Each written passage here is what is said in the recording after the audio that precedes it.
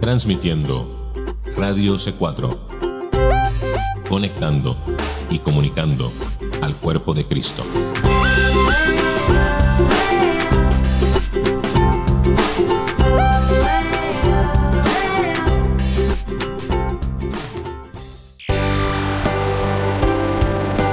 Este es el momento de escuchar Palabras de Vida, un recorrido por la senda antigua que impulsará tu crecimiento espiritual.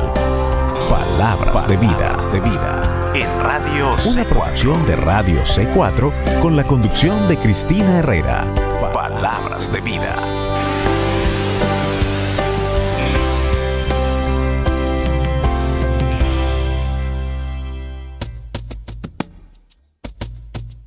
Que el Señor les bendiga. Bienvenidos una vez más a su programa Palabras de Vida. El sermón que a continuación escucharás fue predicado la mañana del domingo 24 de junio del año de 1877 por nuestro hermano Charles Spurgeon en la ciudad de Londres. Este es el sermón número 1361, el cual se le ha dado como título La perseverancia final de los santos. La cita bíblica que se ha utilizado para este sermón la encuentras en el libro de Job, capítulo 17, versículo 9.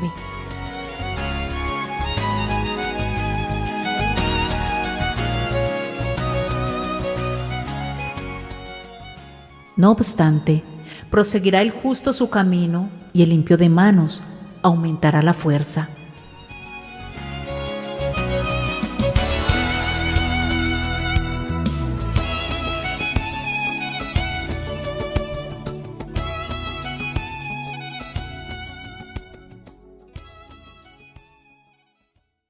El hombre que es justo ante Dios tiene un camino propio. No es el camino de la carne, ni tampoco es el camino del mundo. Es un camino que el mandato divino le ha señalado, y en el que él camina por fe.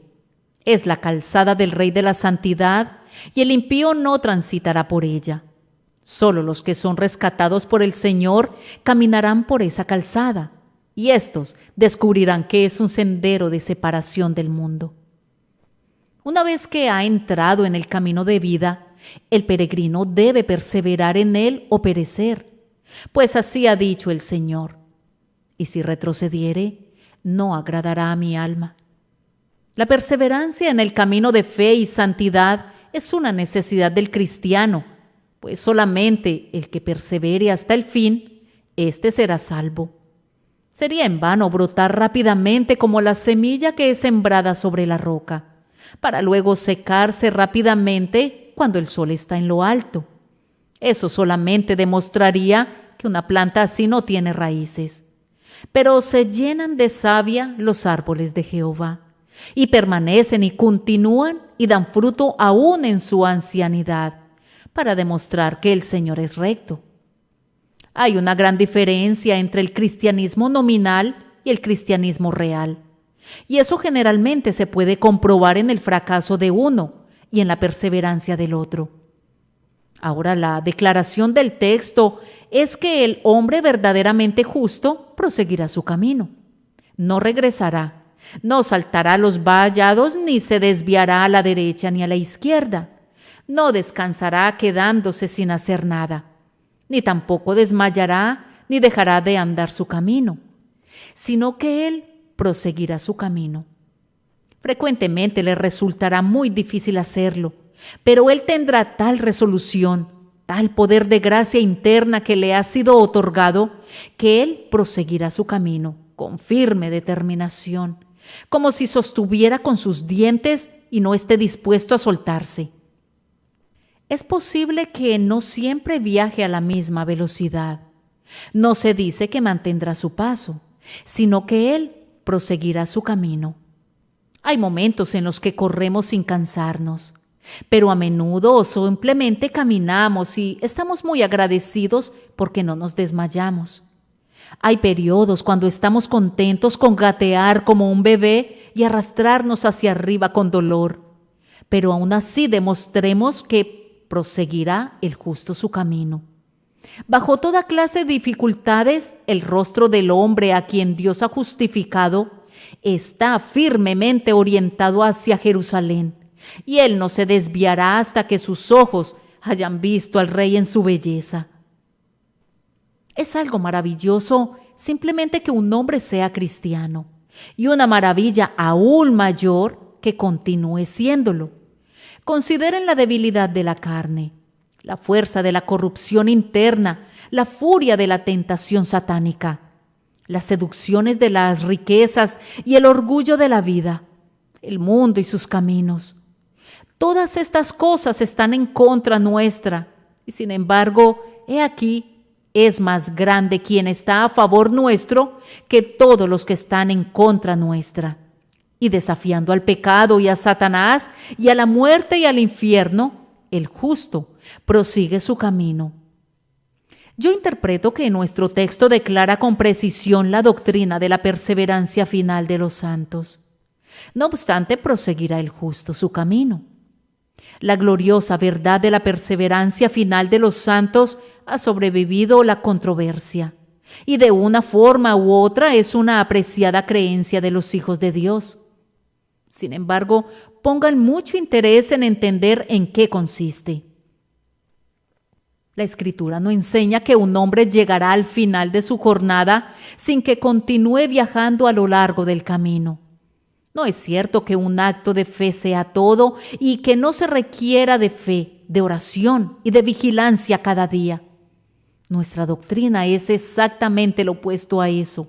Es decir, que el justo proseguirá su camino y continuará en fe, en arrepentimiento, en oración y bajo la influencia de la gracia de Dios. Nosotros no creemos en la salvación como una fuerza física que trata al hombre como un tronco muerto y que lo transporta al cielo, ya sea contando con su aprobación o sin contar con ella. No, sino que Él prosigue. Él está activamente involucrado en el asunto y camina pesadamente cuesta arriba y luego desciende al valle hasta que llega al fin de su jornada.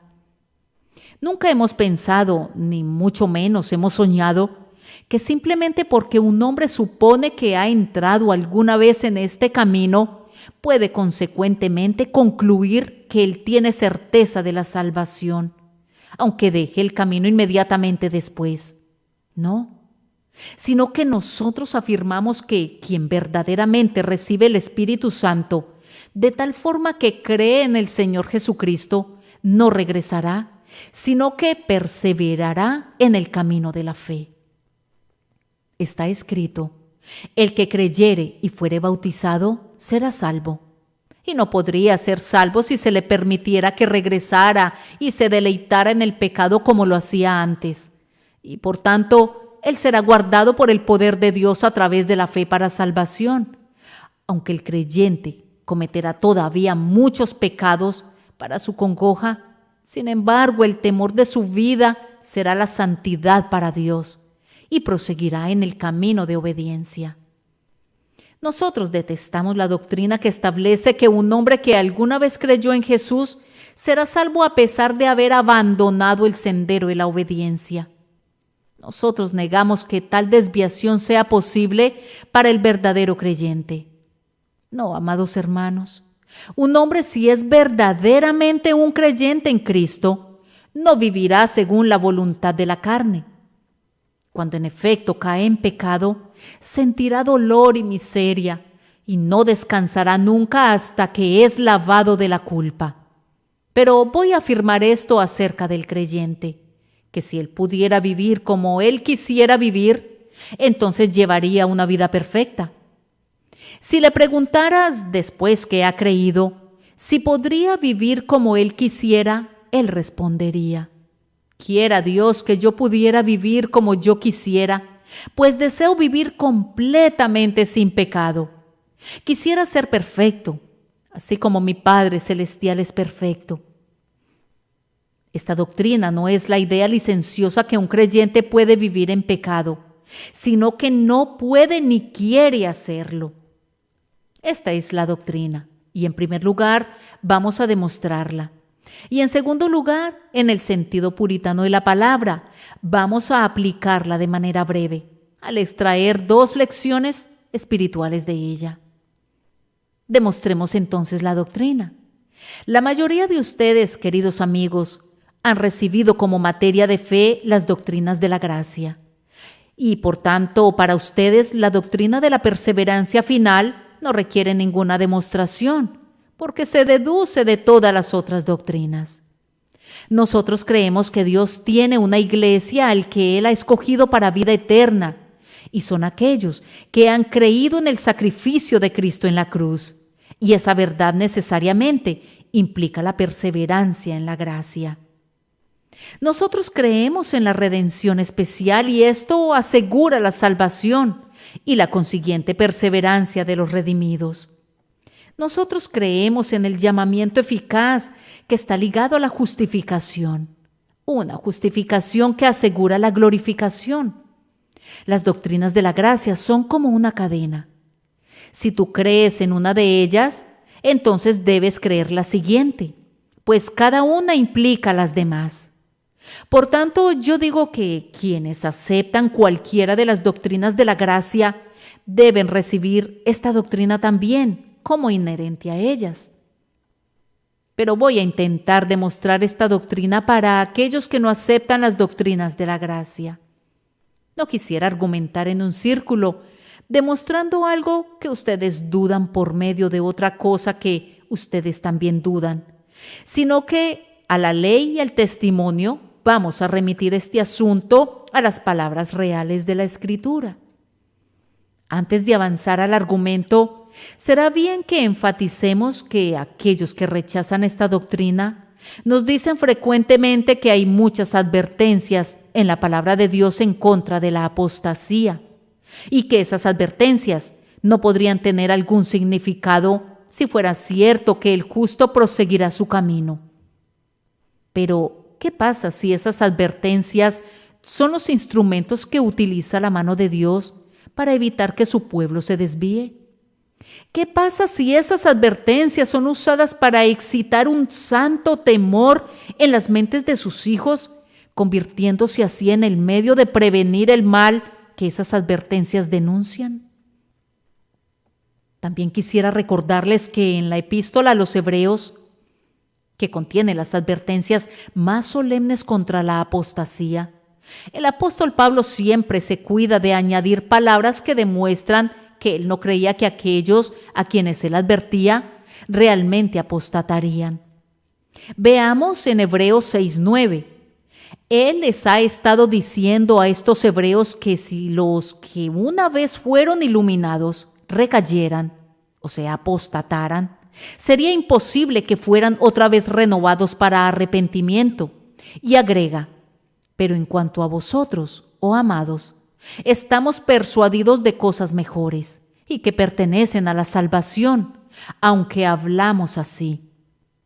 En el capítulo 10, el apóstol hace también una severa advertencia, declarando que aquellos que actúan de manera contraria al Espíritu de gracia son dignos de un mayor castigo que los que violaron la ley de Moisés. Pero concluye el capítulo con estas palabras: mas el justo vivirá por fe, y si retrocediere, no agradará a mi alma.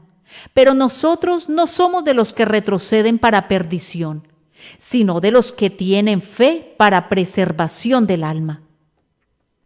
De esta manera el apóstol muestra cuáles serían las consecuencias de la apostasía, pero él está convencido que ellos no elegirán incurrir en tan terrible condenación. Adicionalmente, quienes objetan esta doctrina a veces citan algunos ejemplos de apostasía que son mencionados en la palabra de Dios. Pero al mirar estos casos con detenimiento, descubrimos que se trata de personas que simplemente profesaron conocer a Cristo, pero que realmente no eran poseedores de la vida divina. Juan en su primera epístola, capítulo 2, verso 9, describe plenamente a estos apóstatas. Salieron de nosotros, pero no eran de nosotros, porque si hubiesen sido de nosotros, habrían permanecido con nosotros, pero salieron para que se manifestase que no todos son de nosotros. Aquel memorable pasaje en el Evangelio de Juan es igualmente aplicable, donde nuestro Salvador habla de los pámpanos de la vid que no permanecen en ella, que son echados fuera y arrojados al fuego. Estos son descritos como pámpanos en Cristo que no llevan fruto. ¿Son ellos verdaderos cristianos? ¿Cómo pueden serlo si no llevan fruto? Por sus frutos los conoceréis. El pámpano que lleva fruto es limpiado, pero nunca es echado fuera.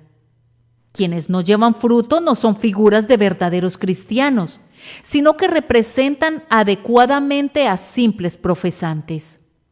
Nuestro Señor, en Mateo 7:22, nos habla en relación a muchos que en ese día dirán: Señor, Señor, y que Él responderá: nunca os conocí. No les dirá: os he olvidado, sino más bien: nunca os conocí. Nunca fueron realmente sus discípulos. Pero ahora nos enfocaremos en el argumento mismo. En primer lugar, sostenemos la perseverancia de los santos, de manera muy clara, a partir de la naturaleza de la vida que es impartida en la regeneración.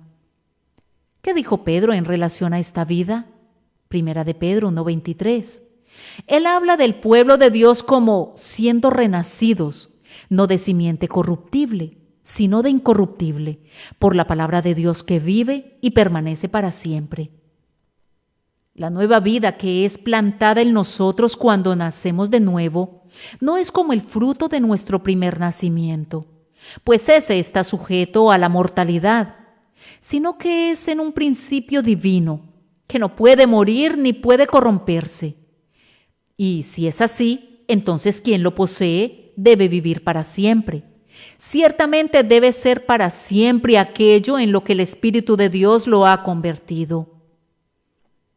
Y en Primera de Juan 3:9 tenemos el mismo pensamiento planteado de otra forma. Todo aquel que es nacido de Dios no practica el pecado, porque la simiente de Dios permanece en él y no puede pecar, porque es nacido de Dios. Es decir, la inclinación de la vida del cristiano no es hacia el pecado. No sería una descripción justa de su vida decir que vive en pecado.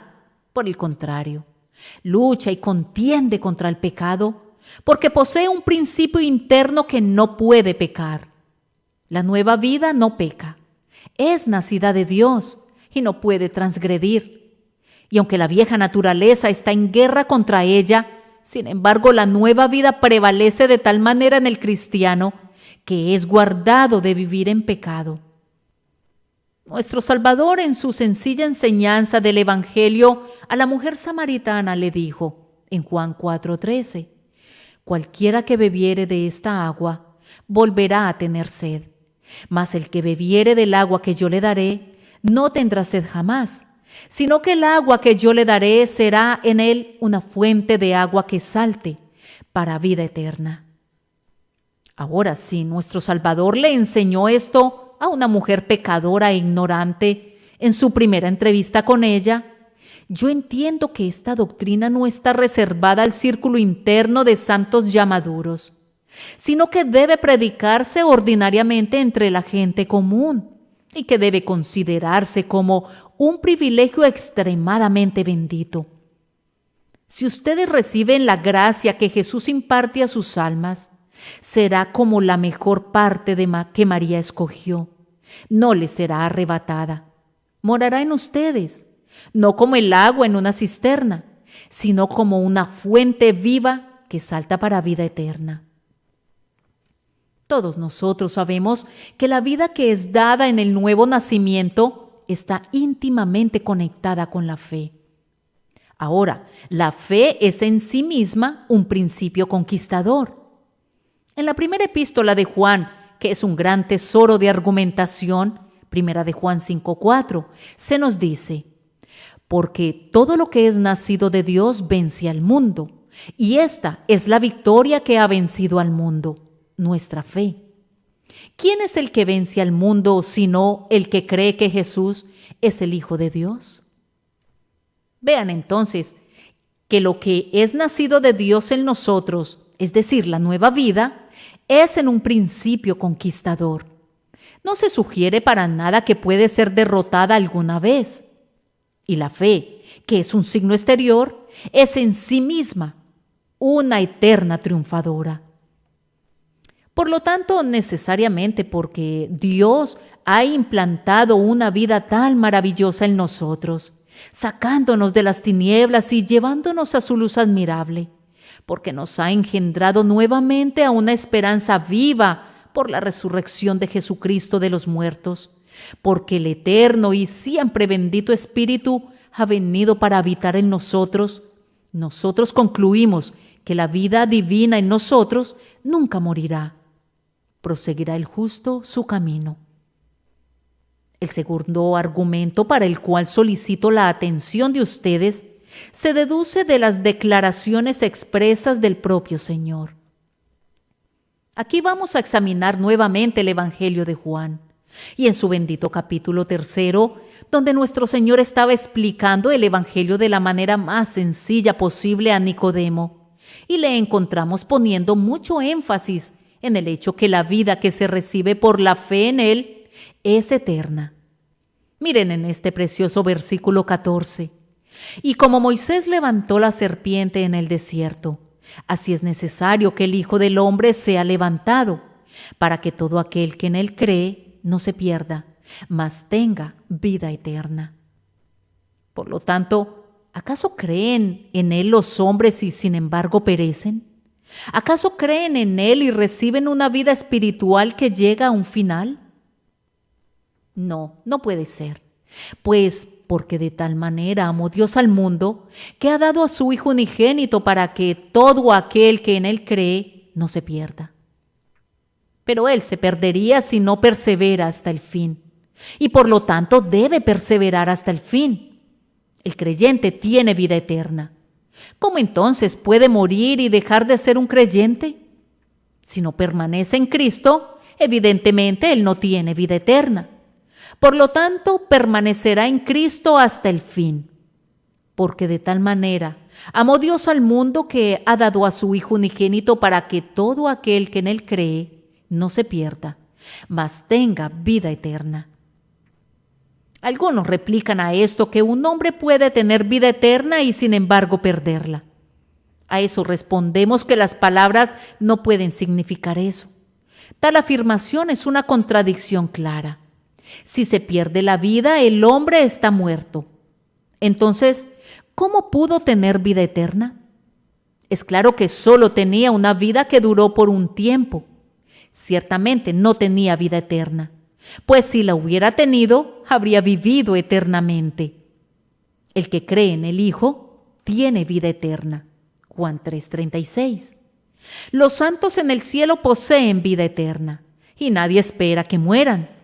Su vida es eterna, pero la vida eterna es vida eterna, ya sea que la persona que la posee habite en la tierra o en el cielo.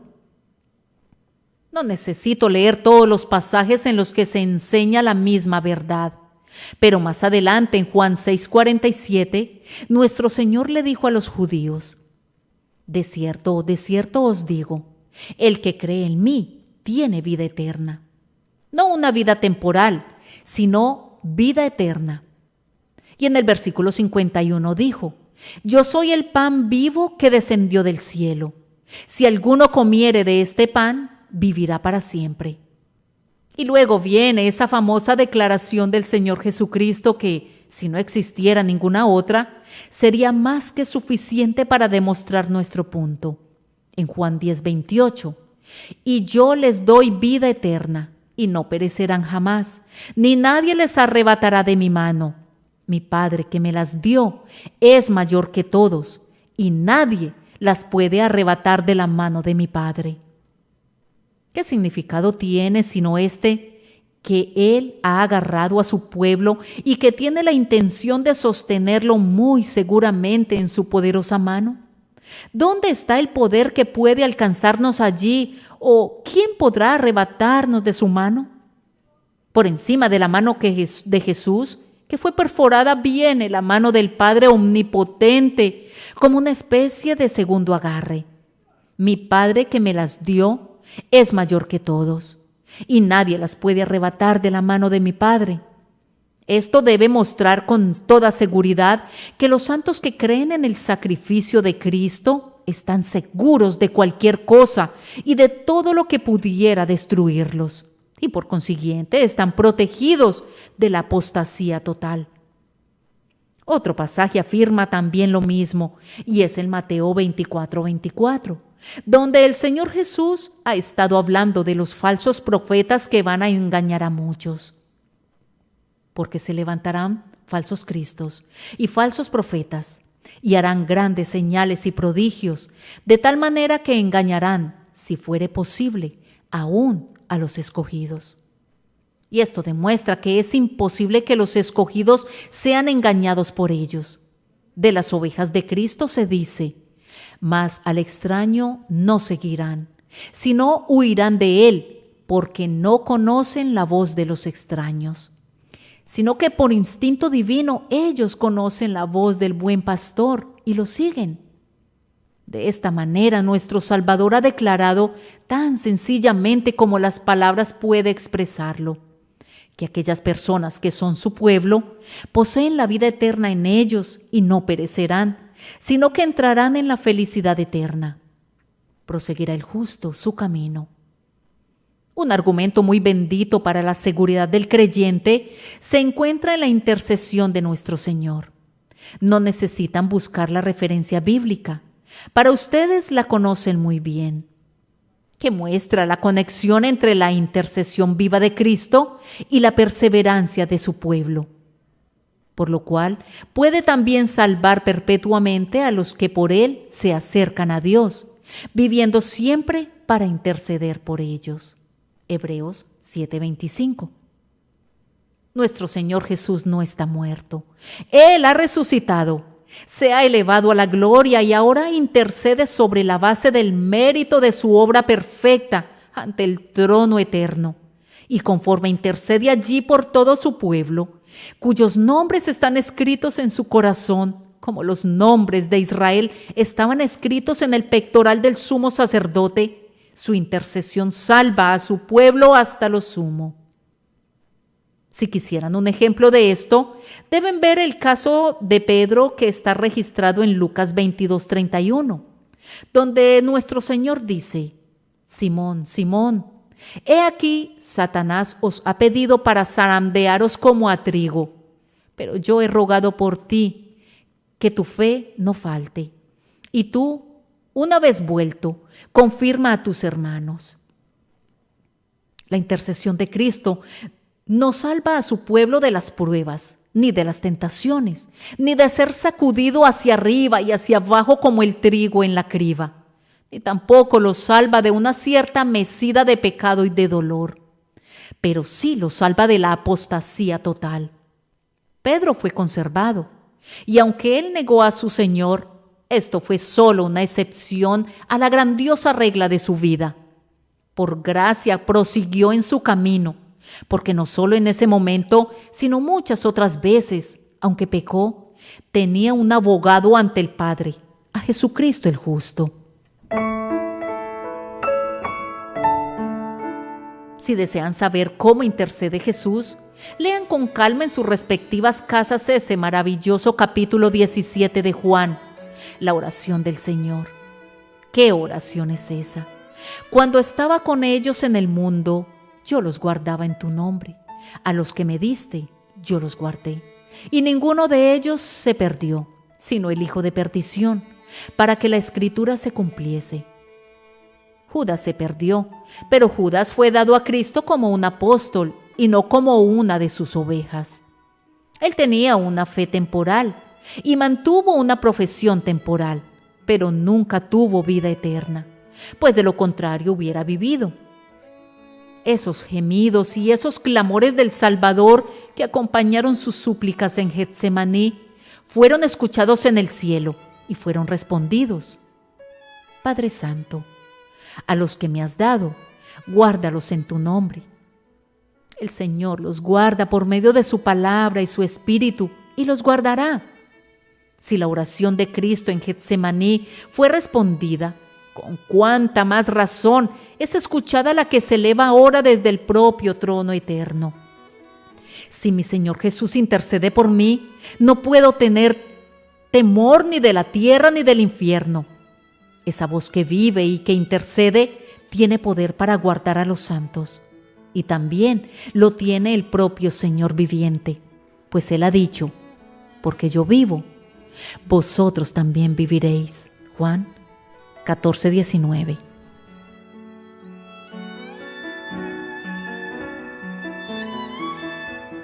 Bien, hermanos, debemos ir a una corta pausa y cuando regresemos analizaremos un cuarto argumento. Ya volvemos. Quédate en sintonía.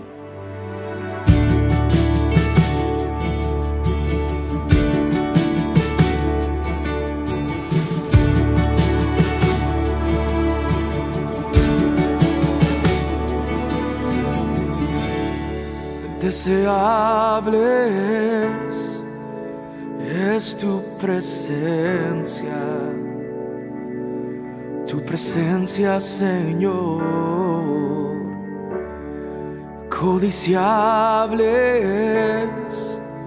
es tu palabra para mi corazón. Es que te has hecho indispensable. Cada segundo y cada instante. Ahora crece en mí esta hambre. Mi alma está sedienta de ti, Señor. Todo lo que quiero, todo lo que anhelo, todo lo que quiero, lo encuentro en tu mesa, sentado a tu diestra. Deseable es tu presencia, Señor. Codiciable es tu palabra para mi corazón.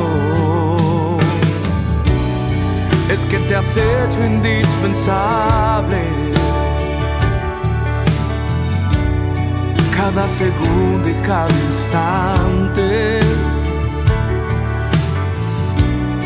Ahora crece en mí esta hambre. Mi alma está sedienta de ti, Jesús. Todo lo que quiero, todo lo que anhelo, todo lo que quiero, lo encuentro en tu mesa, sentado a tu diestra.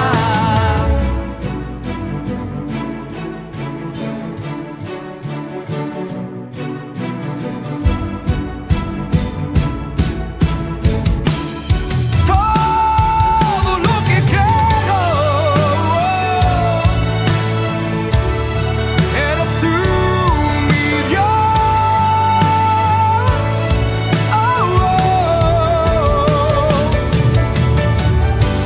Todo lo que quiero, todo lo que anhelo, Señor. Todo lo que quiero,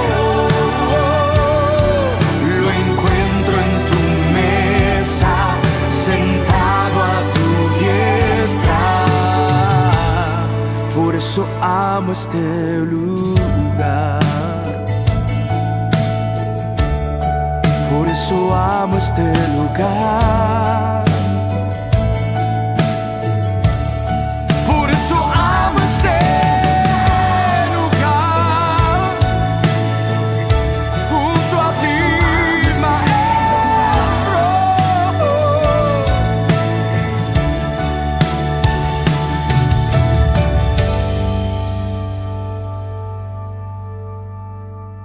Bien, estamos de regreso.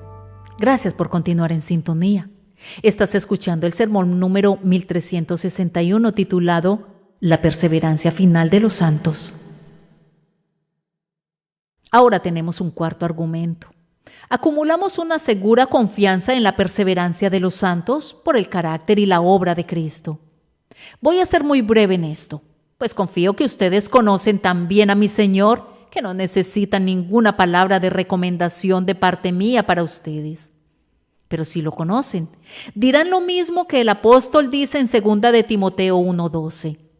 Porque yo sé a quién he creído, y estoy seguro que es poderoso para guardar mi depósito para aquel día. Él no dijo, yo sé en quién he creído, como lo cita la mayor parte de la gente, sino yo sé a quién he creído.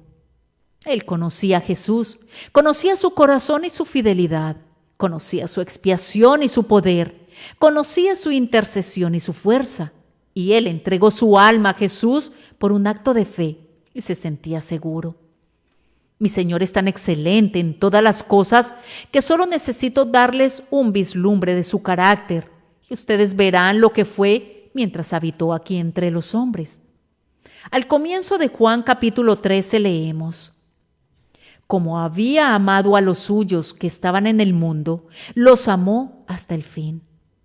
Si no hubiera amado a sus discípulos hasta el fin cuando estaba aquí, podríamos concluir que es cambiante ahora como lo fue entonces.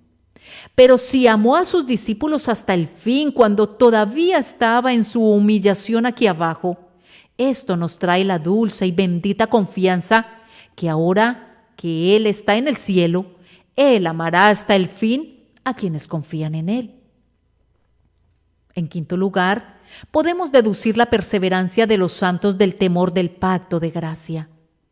¿Les gustaría comprobarlo por ustedes mismos? Si es así, entonces vayamos al Antiguo Testamento, a Jeremías 32, y allí encontrarán el pacto de gracia expuesto bastante ampliamente. A nosotros nos bastará leer el versículo 40. Y haré con ellos pacto eterno, que no volveré atrás de hacerles bien, y pondré mi temor en el corazón de ellos, para que no se aparten de mí. Él no se apartará de ellos, y ellos no se apartarán de Él. ¿Qué puede ser mayor garantía de su perseverancia hasta el fin? Ahora es muy claro que este es el pacto de gracia bajo el cual vivimos. Con base en la epístola a los Hebreos, pues el apóstol cita ese pasaje con ese objetivo en el capítulo 8. El tema va más o menos así. He aquí vienen días, dice el Señor, en que estableceré en la casa de Israel y la casa de Judá un nuevo pacto, no como el pacto que hice con sus padres el día que los tomé de la mano para sacarlos de la tierra de Egipto, porque ellos no permanecieron en mi pacto, y yo me desentendí de ellos, dice el Señor. Por lo cual, este es el pacto que haré con la casa de Israel después de aquellos días, dice el Señor. Pondré mis leyes en las mentes de ellos, y sobre su corazón las escribiré, y seré para ellos por Dios, y ellos me serán a mí por pueblo. El antiguo pacto tenía un sí incorporado en él, y por lo tanto sufrió un naufragio. Era, si ustedes obedecen, entonces serán bendecidos. Y viene una falla de parte del hombre, y todo el pacto terminó en desastre. Era el pacto de obras, y bajo ese pacto estábamos en servidumbre, hasta que fuimos liberados de él e introducidos al pacto de la gracia, que no tiene ningún sí incorporado, sino que manifiesta claramente el peso de la promesa. Es yo haré, y ustedes harán en todo momento. Seré a ellos por Dios, y ellos serán a mí por pueblo. Gloria sea dada a Dios. Este pacto no dejará de tener vigencia. Pues vean cómo el Señor declara su carácter durable en el libro de Isaías, capítulo 54, verso 10. Porque los montes se moverán y los collados temblarán, pero no se apartará de ti mi misericordia, ni el pacto de mi paz se quebrará, sino dijo Jehová, el que tiene misericordia de ti. Y nuevamente en Isaías 55:3, y haré con vosotros pacto eterno, las misericordias firmes de David. La idea de apartarse totalmente de la gracia es una reliquia del viejo espíritu legal. Es una separación de la gracia para caer nuevamente bajo la ley. Y yo les exhorto a ustedes que alguna vez que han sido esclavos emancipados y han logrado que las cadenas de la servidumbre legal hayan sido soltados de sus manos, nunca consientan llevar esas ataduras de nuevo. Cristo los ha salvado si en verdad ustedes creen en Él. Y no los ha salvado por una semana o por un mes o por un trimestre o por un año o 20 años, sino que Él les ha dado vida eterna y nunca perecerán, ni nadie los arrebatará de la mano. Gócense en este bendito pacto de gracia. El sexto argumento es muy poderoso. Se deduce de la fidelidad de Dios. Miren a Romanos 11:29. ¿Qué dijo el apóstol allí hablando por el Espíritu Santo? Porque irrevocables son los dones y el llamamiento de Dios. ¿Qué quiere decir? Que Él no da vida ni perdona a un hombre y lo llama por gracia y luego se arrepiente de lo que ha hecho y retira las buenas cosas que ha otorgado. Dios no es hombre para que mienta, ni hijo de hombre para que se arrepienta. Cuando extiende su mano para salvar, no la retira hasta que la obra es consumada. Su palabra es, porque yo, Jehová, no cambio. Por esto, hijos de Jacob, no habéis sido consumidos. Malaquías 3:6. Además, el que es la gloria de Israel no mentirá, ni se arrepentirá. Primera de Samuel 15:29. El apóstol quiere que afirmemos nuestra confianza en la perseverancia sobre la confirmación que la fidelidad divina ciertamente nos la va a dar. Él dice en 1 Corintios 1:8, el cual también os confirmará hasta el fin, para que seáis irreprensibles en el día de nuestro Señor Jesucristo. Fiel es Dios, por el cual fuisteis llamados a la comunión con su Hijo Jesucristo, nuestro Señor. Y nuevamente dice algo parecido en 1 Tesalonicenses 5:24. Fiel es el que os llama, el cual también lo hará. Desde tiempos antiguos era la voluntad de Dios salvar al pueblo que Él dio a Jesús. Y de esto no se ha arrepentido, pues nuestro Señor dijo, y esta es la voluntad del Padre, el que me envió, que de todo lo que me diere, no pierda yo nada, sino que lo resucite en el día postrero. De esta manera se desprende de estos pasajes, y hay todavía mucho más, que la fidelidad de Dios asegura la preservación de su pueblo, y proseguirá el justo su camino. El séptimo y último argumento lo sacaremos de lo que ya ha sido hecho en nosotros. No haré más que citar las Escrituras y dejar que penetren en sus mentes. Un bendito pasaje es el de Jeremías 31:3. Jehová se manifestó a mí hace ya mucho tiempo diciendo, con amor eterno te he amado, por tanto, te prolongué mi misericordia. Si no hubiera querido que su amor fuera eterno, no nos habría prolongado su misericordia. Pero debido a que ese amor es eterno, por tanto, nos ha prolongado su misericordia. El apóstol argumenta de manera muy elaborada en Romanos 5, 9 y 10. Pues mucho más, estando ya justificados en su sangre, por él seremos salvos de la ira. Porque si siendo enemigos, fuimos reconciliados con Dios por la muerte de su Hijo, mucho más, estando reconciliados, seremos salvos por su vida. No puedo detenerme para mostrarles cuán enfática es cada palabra en estos versículos. Pero así es. Si Dios nos reconcilió cuando éramos enemigos, Él ciertamente nos salvará ahora que somos sus amigos. Y si nuestro Señor Jesús nos ha reconciliado por su muerte, mucho más nos salvará por su vida. Así que podremos estar seguros de que Él no dejará ni abandonará a quienes ha llamado. Necesitan que traiga a sus mentes ese capítulo dorado, el capítulo 8 de Romanos, el más noble de cualquier lengua que jamás haya sido escrito por la pluma de un hombre? Porque a los que antes conoció, también los predestinó para que fuesen hechos conforme a la imagen de su Hijo, para que Él sea el primogénito entre muchos hermanos.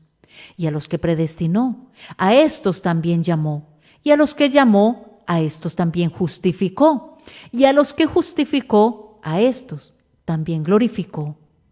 No hay ningún rompimiento en la cadena entre justificación y glorificación, y ningún rompimiento que podamos suponer que puede ocurrir, pues el apóstol lo coloca fuera de cualquier peligro cuando dice: ¿quién acusará a los escogidos de Dios? Dios es el que justifica. ¿Quién es el que condenará? Cristo es el que murió, más aún, el que también resucitó, el que además está a la diestra de Dios, el que también intercede por nosotros. ¿Quién nos separará del amor de Cristo? Luego, Él nos presenta todas las cosas que podrían suponer que separan, y dice: por lo cual estoy seguro de que ni la muerte, ni la vida, ni ángeles, ni principados, ni potestades, ni lo presente, ni lo porvenir, ni lo alto, ni lo profundo, ni ninguna otra cosa creada nos podrá separar del amor de Dios, que es en Cristo Jesús, Señor nuestro. De la misma manera, el apóstol escribe en Filipenses 1:6, estando persuadido de esto, que el que comenzó en vosotros la buena obra, la perfeccionará hasta el día de Jesucristo. No puedo detenerme para mencionar las muchas otras escrituras en las que lo que ha sido hecho es utilizado como argumento que la obra será completada, sino que es de conformidad a la conducta del Señor terminar cualquier cosa que Él emprende. Gracia y gloria dará Jehová, y perfeccionará todo concerniente a nosotros. Es maravilloso privilegio que nos ha sido otorgado, es de especial significación. Somos uno con Cristo por una unión íntima, vital y espiritual. El Espíritu nos enseña que gozamos de una unión de matrimonio con Cristo Jesús nuestro Señor. ¿Se disolverá esa unión? Estamos casados con Él. ¿Acaso ha dado Él alguna vez carta de divorcio? Nunca se ha dado el caso que el novio celestial haya divorciado de su corazón a un alma con quien se ha unido con los lazos de gracia. Escuchen estas palabras del profeta Oseas en el capítulo 2, versos 19 y 20. Y te desposaré conmigo para siempre, te desposaré conmigo en justicia, juicio, benignidad y misericordia, y te desposaré conmigo en fidelidad, y conocerás a Jehová. Esta maravillosa unión es explicada por medio de la figura de la cabeza y el cuerpo. Nosotros somos miembros del cuerpo de Cristo. ¿Acaso los miembros de su cuerpo pueden descomponerse? ¿Es amputado Cristo? ¿Se le pueden poner miembros nuevos cuando pierde los viejos? No. Siendo miembros de su cuerpo, no seremos separados de Él. Pero el que se une al Señor, dice el apóstol, un espíritu es con Él. Y si somos hechos un espíritu con Cristo, esa unión misteriosa no permite la suposición de una separación. El Señor ha hecho otra grandiosa obra en nosotros, pues nos ha sellado con el Espíritu Santo. La posesión del Espíritu Santo es el sello divino que tarde o temprano es colocado en todos los salvados por Él. Hay muchos pasajes en los que se habla de ese sello, y es descrito como una prenda de la herencia. Pero, ¿cómo una prenda si después de recibirla no alcanzamos la posesión adquirida? Reflexionemos en las palabras del apóstol en 1 Corintios 1, 21 y 22. Pues ya que en la sabiduría de Dios el mundo no conoció a Dios mediante la sabiduría, agradó a Dios salvar a los creyentes por la locura de la predicación, porque los judíos piden señales y los griegos buscan sabiduría. Con el mismo objeto, el Espíritu Santo habla en Efesios 1, versos 13 y 14. En Él también vosotros, habiendo oído la palabra de verdad, el evangelio de vuestra salvación, y habiendo creído en Él, fuisteis sellados con el Espíritu Santo de la promesa, que es las arras de nuestra herencia hasta la redención de la posesión adquirida, para alabanza de su gloria. Amados hermanos, tenemos la certeza que si el Espíritu Santo habita en nosotros, el que levantó a Jesucristo de los muertos, guardará nuestras almas y dará vida a nuestros cuerpos mortales y nos presentará perfectos ante la gloria de su rostro en el último día.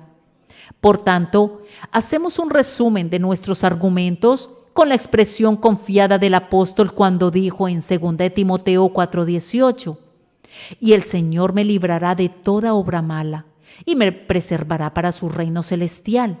A Él sea gloria por los siglos de los siglos. Amén». Ahora, ¿cómo aplicaremos prácticamente esta doctrina? La primera aplicación es para animar al hombre que va camino al cielo. Proseguirá el justo su camino. Si yo tuviera que realizar un viaje muy largo, confiando en que mis pobres piernas débiles me lleven y con un peso que cargar también, podría comenzar a desesperarme y ciertamente el propio primer día de camino me noquearía.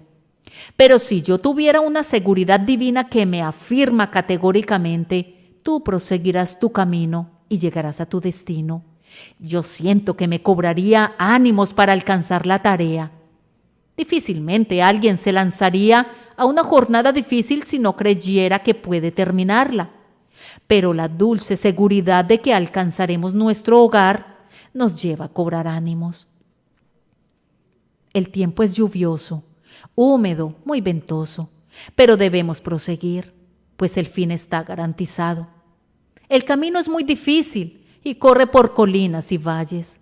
Respiramos agitadamente y nuestras piernas nos duelen. Pero como vamos a llegar al fin de nuestro camino, proseguiremos a la meta. Estamos a punto de arrastrarnos a cualquier casa y acostarnos para morir de cansancio diciendo, nunca voy a completar mi tarea. Pero la confianza que hemos recibido nos pone de pie nuevamente y proseguimos. Para el hombre de corazón recto, la garantía de éxito es el mejor estímulo para trabajar. Sí, así es que voy a vencer al mundo, que voy a conquistar el pecado, que no voy a ser un apóstata, que no voy a abandonar mi fe, que no voy a arrojar mi escudo, que voy a llegar a casa. Entonces voy a actuar como un hombre y voy a luchar como un héroe. Esta es la razón por la que las tropas británicas han ganado la batalla a menudo. Porque los jóvenes que tocan los tambores no saben cómo llamar a la retirada y las tropas no creen en la posibilidad de la derrota. Muchas veces fueron derrotados por los franceses, eso dicen los franceses, pero ellos no querían creerlo y por lo tanto no huían. Ellos sentían que ganaban y por tanto permanecían como rocas sólidas en medio de la terrible artillería del enemigo hasta que se declaraba la victoria a su favor. Hermanos, nosotros haremos lo mismo si nos damos cuenta que somos preservados en Cristo Jesús, guardados por el poder de Dios por medio de la fe para salvación. Cada creyente verdadero será un vencedor, y esta es la razón para pelear una buena guerra. Está preparada para nosotros una corona de vida en el cielo que no perderá su color. La corona está preparada para nosotros, y no para quienes vienen de manera imprevista. La corona reservada para mí es tal que nadie más puede usarla. Y si es así, entonces voy a combatir y voy a esforzarme hasta el fin, hasta que el último enemigo sea vencido y la muerte misma esté muerta.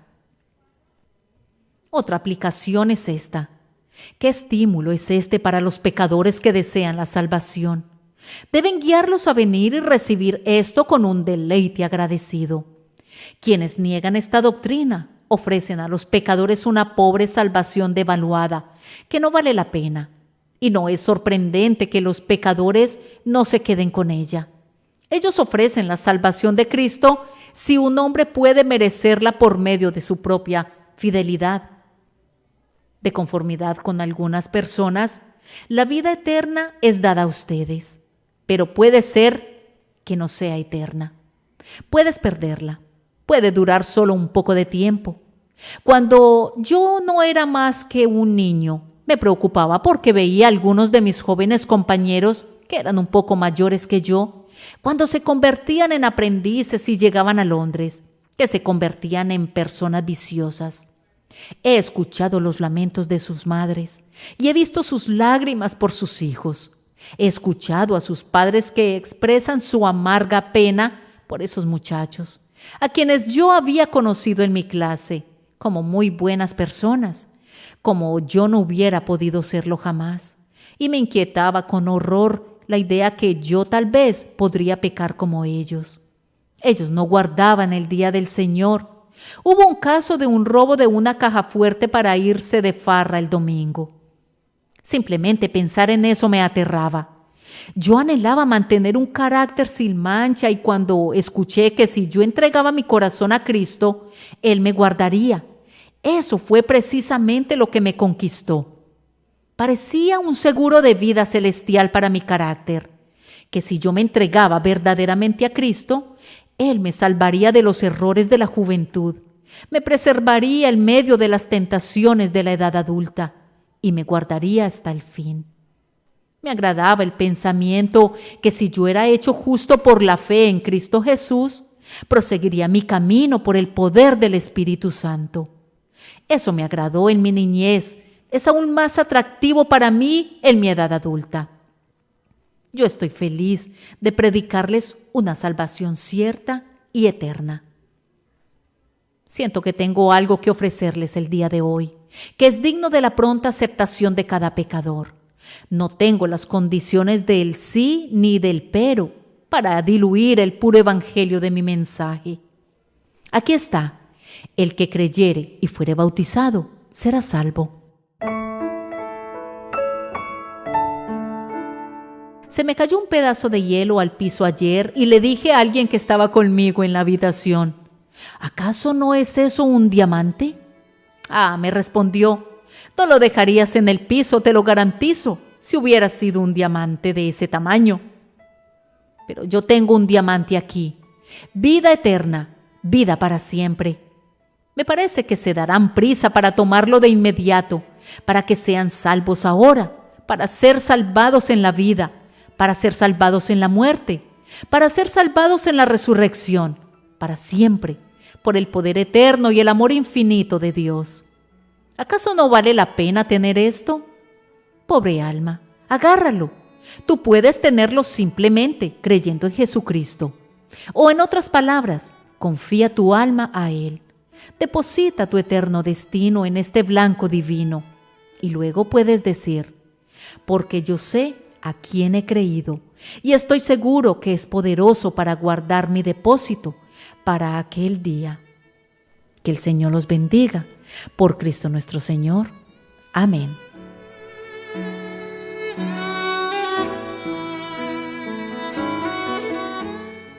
Bien, hasta aquí nuestro programa por el día de hoy. Gracias por tu sintonía. Te invito a que nos visites en nuestra página web www.radioc4.com/programas y seas edificado con la palabra de Dios. Envíanos tus comentarios a mirradioc4@gmail.com y solicita una copia de este programa. Es el sermón número 1361 titulado La perseverancia final de los santos. Que el Señor te bendiga.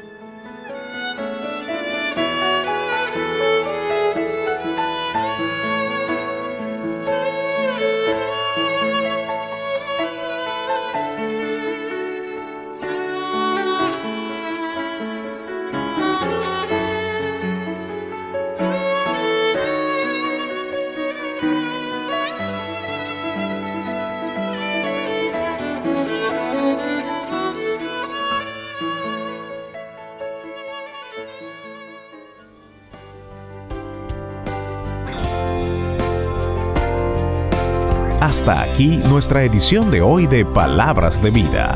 Esperamos que haya servido para animarte a crecer espiritualmente. Para comunicarte con nosotros, escribe al correo electrónico comentarios@mirradioc4.com. Te esperamos en nuestra próxima edición.